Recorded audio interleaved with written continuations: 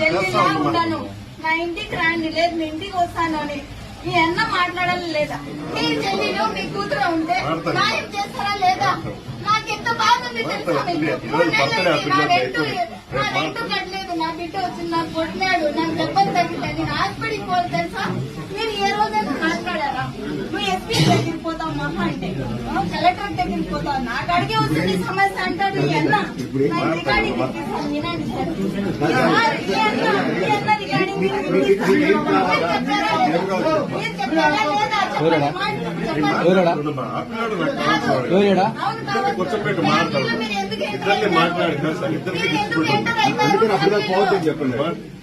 మీరు ఫ్యామిలీలో ఎందుకు ఎంటర్ అయ్యారు?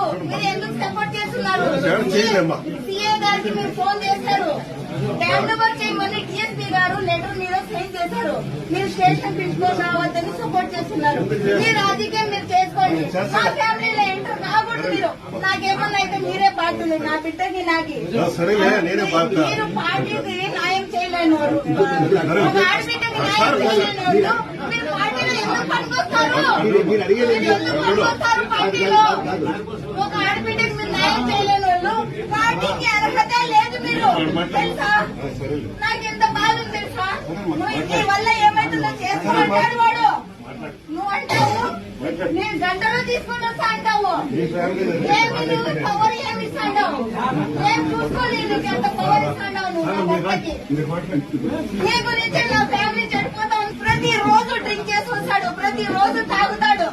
ఎమ్మెల్యే గారి దగ్గరికి ఇట్లా పోయినా నేను అన్నది చెప్పి ఎమ్మెల్యే దగ్గర పోతాండావు నువ్వు అంటాడు.